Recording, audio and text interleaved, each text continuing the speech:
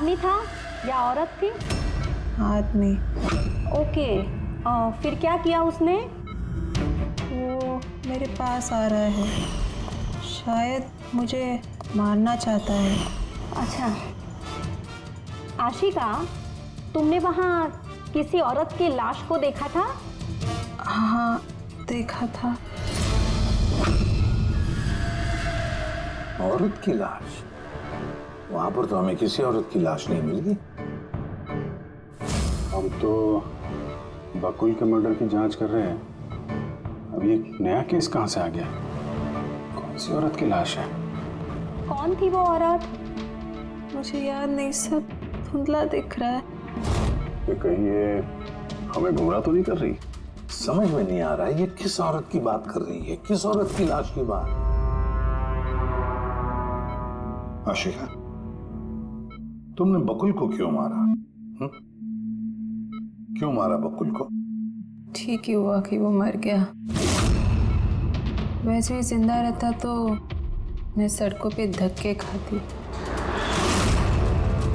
क्यों? सड़कों पे धक्के क्यों खाते? बदचलन साबित करना चाहता था, तलाक चाहता था मेरे से। अच्छा, वो मरी हुई औरत वो कौन थी? मैंने आपको कहा ना, मुझे याद नहीं वो कौन थी। देखो आशिका, हमें वहां पर किसी भी औरत की लाश नहीं मिली। तो कहाँ गई होगी वो लाश? मुझे जब होश आया वो लाश वहां से जा चुकी थी। और वो फ्लोरेसेंट ऑरेंज कलर का जैकेट पहना हुआ आदमी? वो धुंधला धुंधला सा दिख रहा था, दरवाजे पे ही खड़ा था, शायद मेरे बेहोश होने का इंतजार कर रहा था।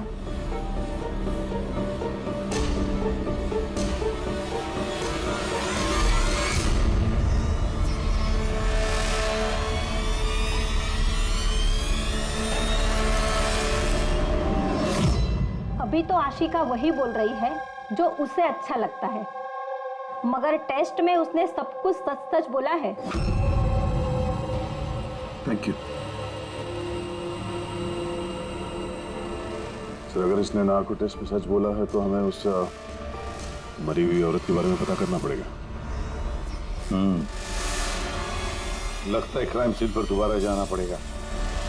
अच्छी तरह से फिर से चेक करते हैं, कोई ना कोई सबूत तो मिलेगा ही मिलेगा। सर ये मशीन कोई स्पेशल मशीन है? ये मशीन छोटे से छोटा सबूत ढूंढने में भी सक्षम है, जैसे कि माइक्रोब्स जो अक्सर धूल में मिल जाते हैं। और ये जो मशीन है ना, इस कमरे में छोटा से छोटा जो डस्ट पार्टिकल होगा ना, छोटे से छोटा, उससे उस जैकेट वाले आदमी का पता बता देगी जो इस कमरे में मौजूद था। बहुत बढ़िया।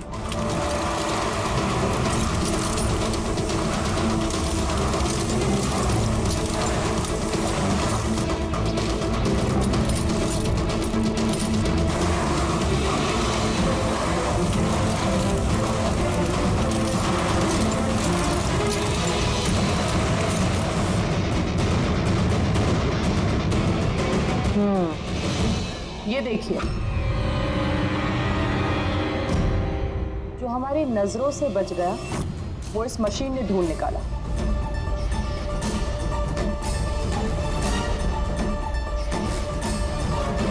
ये तो कोई नाखून लगता है। वो भी नेल पेंट लगा हुआ, डेफिनेटली कोई औरत का है। मगर सर यहाँ कैसे? शायद भागा दौड़ी हाथापाई में किसी चीज से ठोकर लगी होगी और नाखून यहाँ पे रह गया। घर वालों का पता करो, इनमें से तो किसी का नहीं।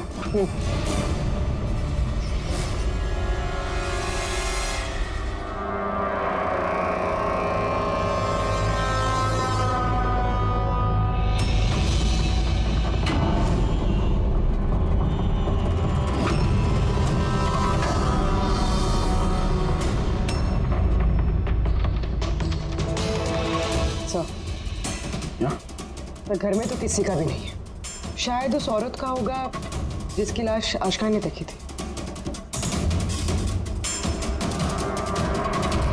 लगता तो ऐसा ही है।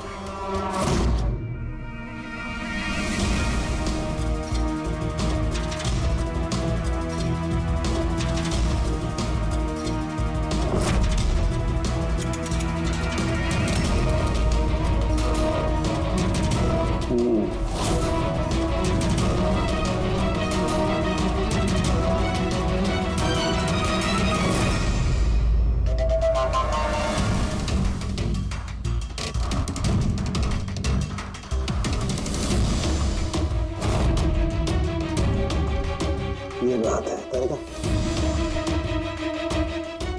राइट। क्या पता चला इस नाखून का किसका है ये? सर, नाखून का डीएनए किसी भी फैमिली मेंबर से मैच नहीं हुआ। लेकिन एक बात पता चली बस, ये नाखून जिस किसी का भी है वो एक औरत है और उसकी उम्र 20 से 25 साल। 20 से 25 साल की औरत। और एक बात, हाँ,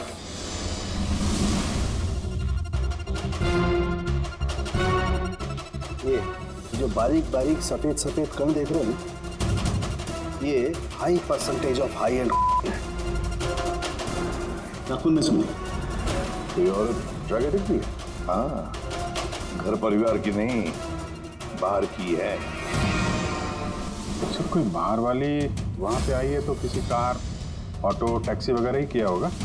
हाँ, पता लगाना पड़ेगा रिक्शा वालों से, टैक्सी वालों से कि क्या उनमें से किसी ने उसे घर पर छोड़ा है क्या। सर वो आशिका बता रही थी कोई फ्लोरोसेंट ऑरेंज कलर की जैकेट पहने हुए आदमी था वहां पे। बेहोश होने से पहले मैंने दरवाजे पे एक फिगर को देखा जिसने ऑरेंज फ्लोरेसेंट जैकेट पहन रखी थी।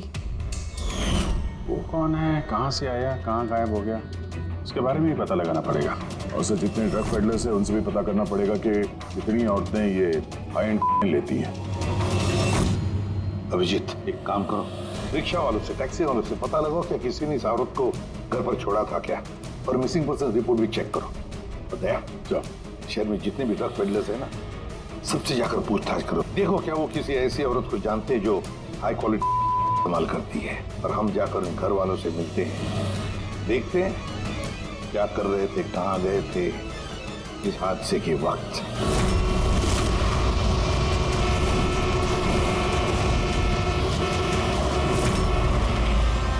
तुम्हारी एसोसिएशन से पता चला है कि 10 तारीख को यानी परसों रात में तुमने शांति निवास बंगलो में किसी लड़की को छोड़ा था। हाँ सर, छोड़ा था।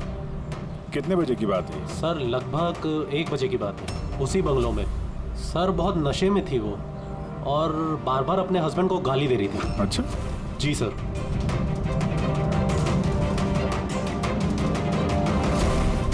ये लड़की थी वो?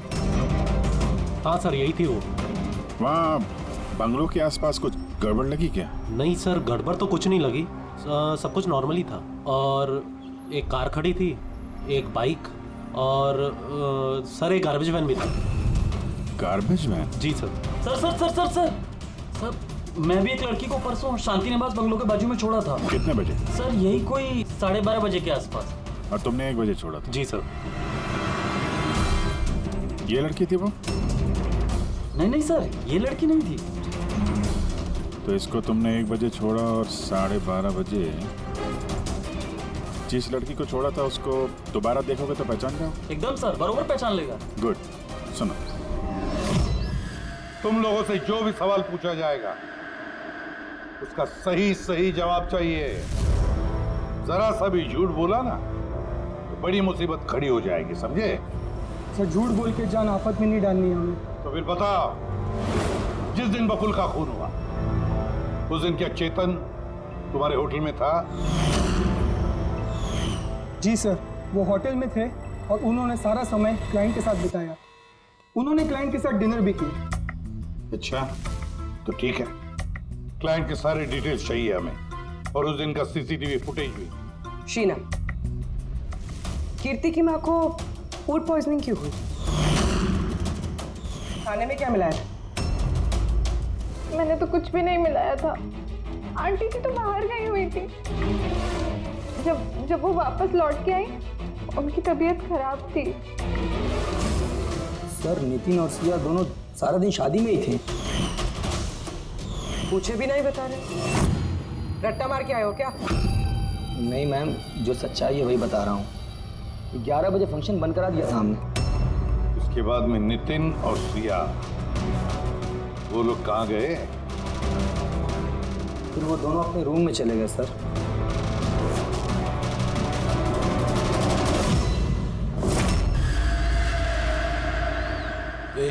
ये माल किधर मिलेगा?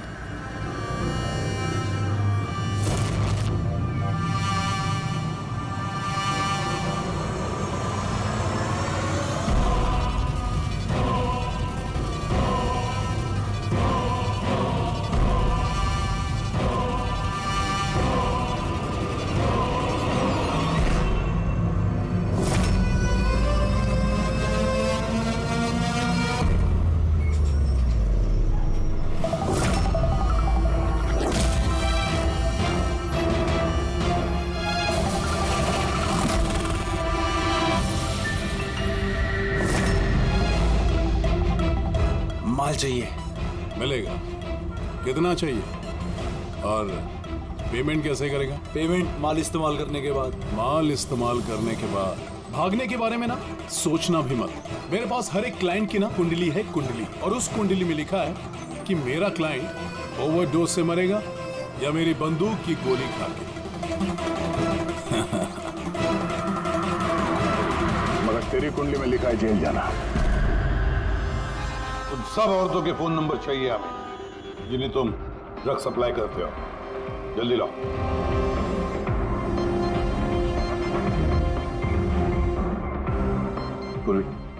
देखो जरा कॉल करके देखो इन सारे नंबर्स पर। देखो कोई गायब तो नहीं है।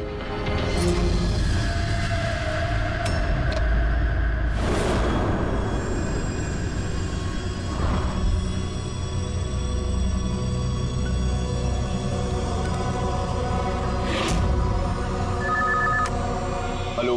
हाँ जी, मैं सोनारिका से बात कर सकती हूँ? देखिए मैम, सोनारिका जो है 2 दिन से यहाँ काम पर नहीं आ रही है। क्या?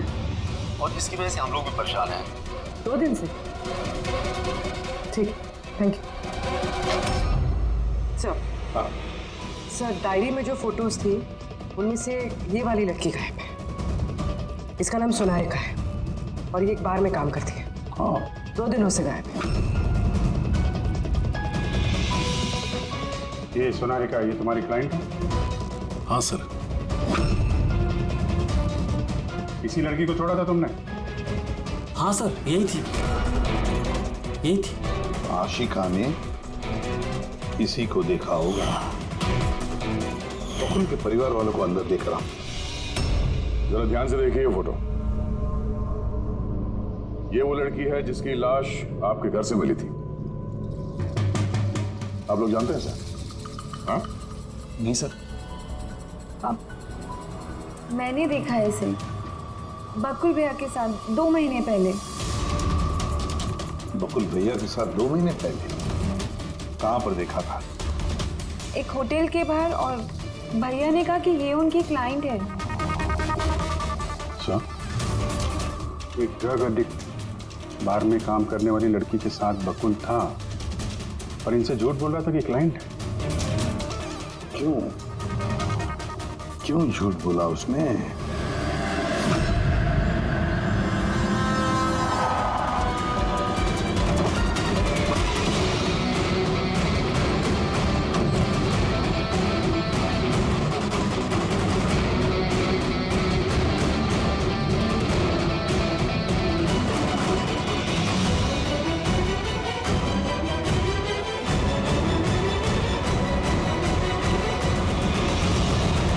ये सोनारिका यहीं पे काम करती थी ना? जी हाँ, यहीं काम करती है। आप लोग कौन?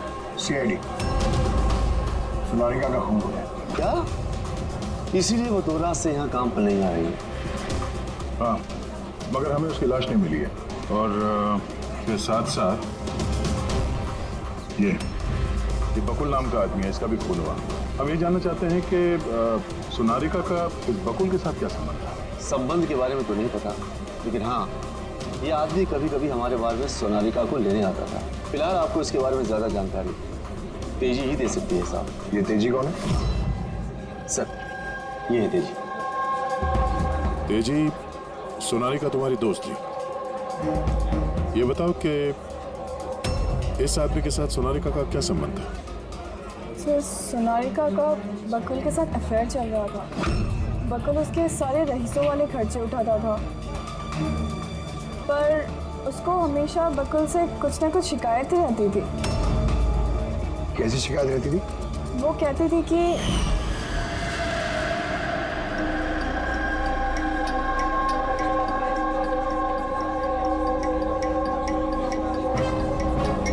सोनारिका, क्या हुआ? मैं बकुल के साथ ना अब ये रिश्ता और नहीं रख पाऊंगी। क्यों, क्या हुआ? ना तो रिश्ता रखने के पैसे मिल रहे और नहीं वो बकुल अपनी बीवी आशिका को डाइवोर्स दे रहा है। कुछ तो करना पड़ेगा। क्या करेगी तो? ब्लैकमेल। क्या? मैं उसे ब्लैकमेल करूंगी जिसने मुझे नाटक करने के लिए कहा है। तो कोई सोनारिका को पैसे दे रहा था बकुल के साथ प्यार का नाटक करने के लिए। मास्टरमाइंड कोई और ही है? हाँ, और उसी मास्टरमाइंड ने प्लान किया और इस सोनालिका और बकुल को मार दिया। और आशिका का वहां पर आना प्लान में शामिल नहीं था।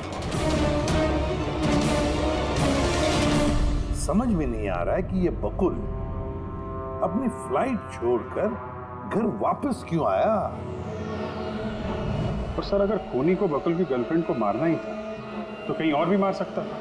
वहां घर पे क्यों क्यों किया? तो शायद खूनी को पहले से पता था कि बकुल के घर में कोई नहीं, इसीलिए उसने धोखे से सोनालिका को वहां पे बुलाया और उसी समय बकुल और आशिका वहां पे पहुंच गए होंगे। ये हो सकता है।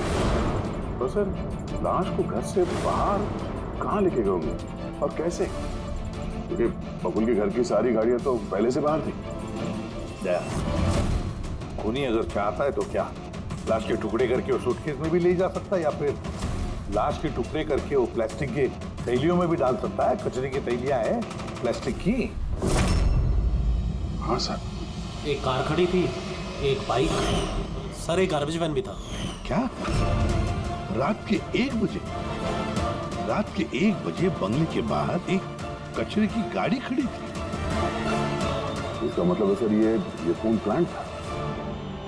तो खूनी गार्बेज वैन लेके आया था लाश को ठिकाने लगाने के लिए। और सर ये फ्लोरेसेंट ऑरेंज कपड़े गार्बेज वैन वाले तो पहनते हैं। सर, चेतन जिस कंपनी के बिजनेस डिनर पे गया था, ऐसी कोई कंपनी रजिस्टर्ड ही नहीं। मेरी बिजनेस मीटिंग थी होटल क्रिट्स में।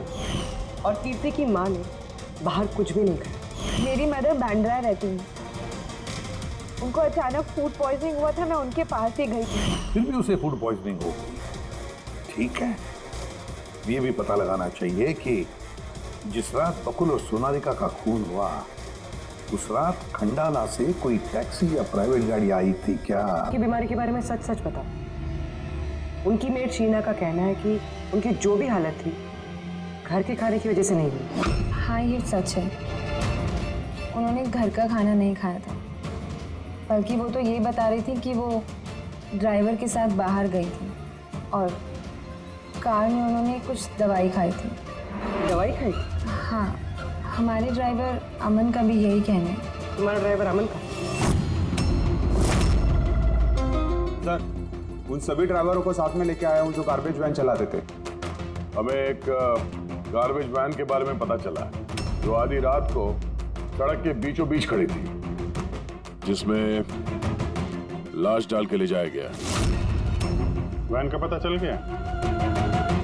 सर्विलेंस कैमरे में वो वैन साफ साफ दिख रही है हमें। क्यों?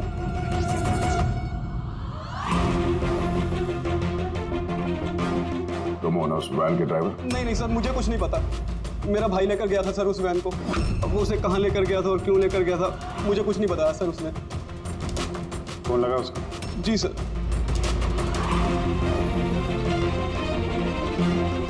हेलो अमन, कहाँ है तू?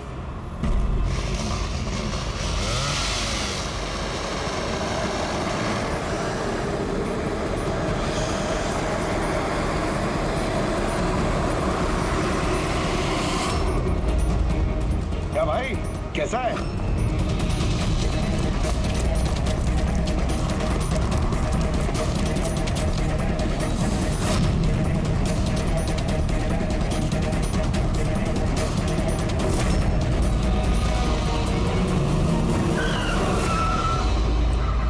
सर मैं सच बताता हूँ, मैंने तो जो कुछ किया उस फोन कॉल की वजह से किया था जो बकुल सर के बंगले से आया था। किसने फोन किया था बकुल के बंगले से? मैंने उसे कभी देखा नहीं है, सिर्फ उसकी आवाज़ सुनी थी। औरत ही आदमी? सर कभी कभी तो औरत की आवाज़ में फोन आता था और कभी आदमी की आवाज़ में। सर, ये जो कोई भी है ना, ये बकुल के घर वाला ही। हाँ, मगर तूने ये सब किया क्यों? कोई फोन पे कुछ भी बोल देगा तू कर देगा? हाँ? सर मुझे लालच दिया गया था सर कि मेरे 5 लाख के कर्जे को चुका दिया जाएगा अगर मैंने उनकी बात मानी तो। सर मैं लालच में आ गया था, मगर मैंने कोई खून नहीं किया सर। मैंने तो सिर्फ लाश को ठिकाने लगाया था सर। लाश का?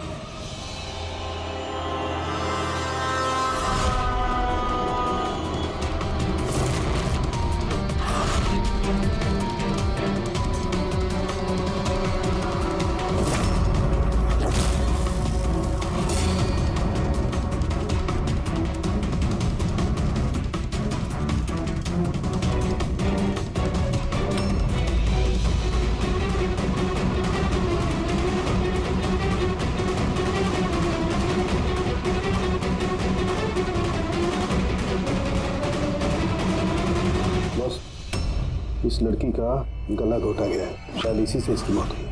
तो इसीलिए सोनारिका के खून का कोई भी निशान नहीं था क्राइम सीन पर। और उसके पैर के अंगूठे का नाखून भी उखड़ा हुआ है।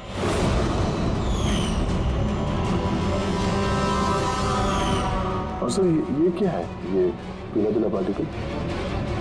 यही तो इस केस की सबसे अहम कड़ी है। चलिए खड़े हो जाइए सर,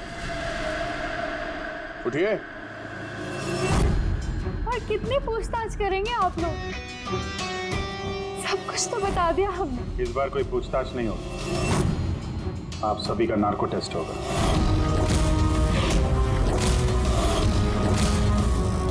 नार्को टेस्ट क्यों पर? क्योंकि आप में से कोई है जो सच नहीं बोल रहा। आपके पास कोर्ट की परमिशन है इस नार्को टेस्ट के लिए? जी हाँ, परमिशन के बिना हम कुछ नहीं करते।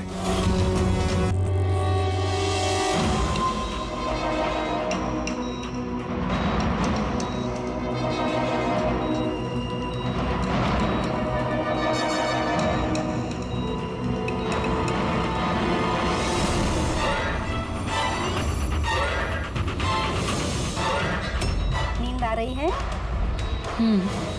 जो मैं आपको बोलूंगी उसका सही सही उत्तर दीजिएगा, ठीक है? सोनारिका को जानती हो? हाँ। बकुल का अफेयर था सोनारिका के साथ, ये भी जानती है? हाँ, मुझे दोनों पे शक था। क्या आशिका ने सोनारिका का खून किया है? आशिका जानते नहीं थे सोनारिका को, तो खून कैसे करेगी?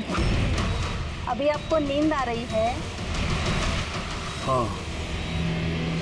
सोनारिका को जानते हो? नहीं। बकुल का अफेयर था सोनारिका से, ये जानते होंगे आप? नहीं। क्या आशिका ने सोनारिका का खून किया है?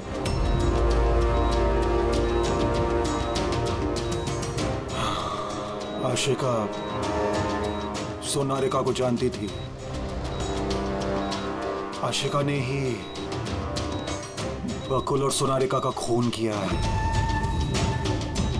उसी ने ये खून की साजिश रची थी।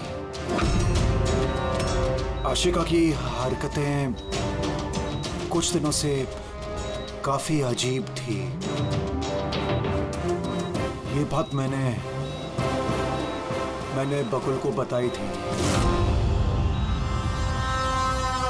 क्या हुआ सर?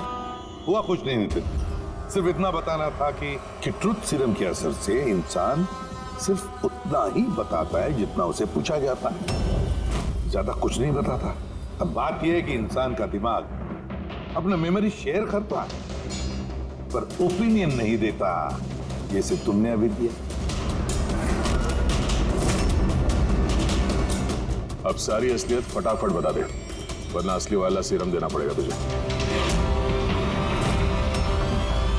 असली ट्रूथ सीरम मतलब ये कि हमने जो सीरम दिया था वो ट्रूथ सीरम नहीं था, ग्लूकोज का इंजेक्शन था। What? शक तो हमें तुम पे पहले से ही था, लेकिन सारी सच्चाई तुम्हारे मुंह से सुनना चाहते थे। नितिन, सब कुछ तुमने बड़ी सफाई से, बड़ी चालाकी से किया था, लेकिन सोनारिका के चेहरे पर जो हल्दी लगी थी ना, उसने तुम्हें पकड़वा दिया। वही हल्दी जो शादी के वक्त तुम्हारे हाथ में लगी थी। ये पीला पीला पार्टिकल दरअसल हल्दी है, और इस हल्दी में आटा और तेल भी मिला हुआ है। आटा, तेल, हल्दी। चेहरे पे हल्दी नहीं है, सिर्फ यहाँ कदम के पास। कहाँ से आई होगी ये हल्दी? सर सिया बता रही थी कि वो लोग खंडाला गए थे शादी के लिए, और वहाँ पे हल्दी की रस्म में शामिल भी हुए थे वो लोग। बकुल 500 करोड़ का एम्पायर चला रहा था, वो एम्पायर जो मैंने सेटअप किया था, लेकिन वो मुझे ही उस एम्पायर से बेदखल करने की फिराक में था। तो फिर उससे बात करते थे, उससे समझाते थे। बात करने की कोशिश की थी सर, कई बार कोशिश की थी, लेकिन वो सुनता तब ना। भाई था वो मेरा, मैं नहीं मारना चाहता था उसे, लेकिन वो पूरा एम्पायर अपने नाम पे करवाना चाहता था। इसीलिए फिर मैंने भी एक प्लान बनाया। क्या प्लान बनाया? बकुल और आशिका के आए दिन झगड़े होते रहते थे। वो आशिका को छोड़ना चाहता था। मैंने सोनारिका को पैसों का लालच दिया और उससे कहा कि बकुल से झूठ मूठ का प्यार का नाटक करे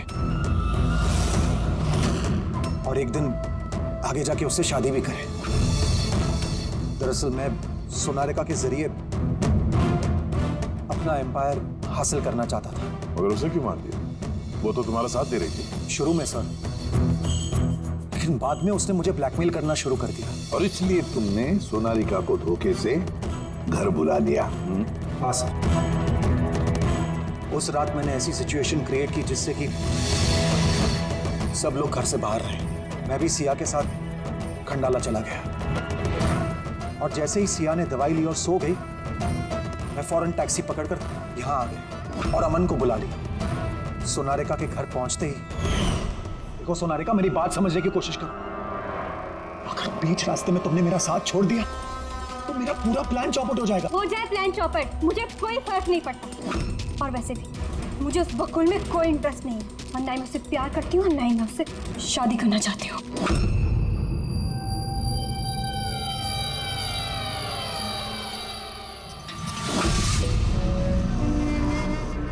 देखो, अगर तुमने मेरा साथ नहीं दिया तो बहुत पछताओगी, बता रहा हूं मैं। धमकी दे रहे हो तुम मुझे? धमकी दे रहे हो तुम मुझे? हाँ? ऐसा ही समझ लो।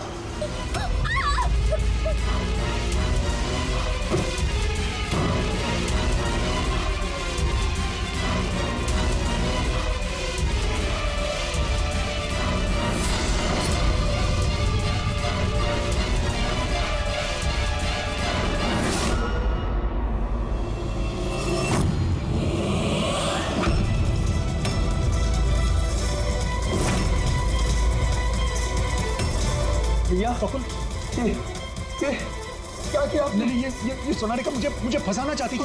मैं पुलिस को बुलाऊंगा। बकुल, बकुल, बकुल।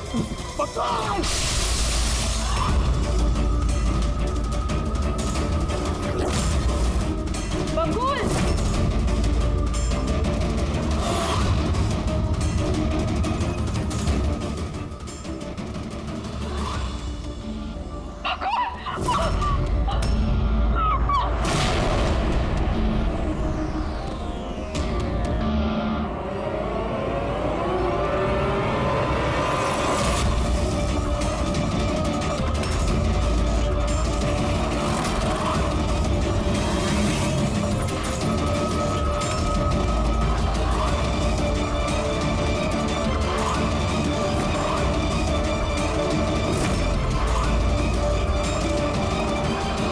मैंने अमन को फोन पे पहले ही बता दिया था सोनारिका की लाश को ठिकाने लगाने के लिए। उसने बिल्कुल वैसा ही किया। पैसों की लालच ने तुम्हें इतना अंधा बना दिया कि तुम अपना सगा रिश्ता भी भूल गए, अपने भाई की जान ले ली और तो और अपनी साथी सोनारिका को भी मार डाला। कानून तुम्हें कभी माफ नहीं करेगा। कड़ी से कड़ी सजा होगी, शायद फांसी।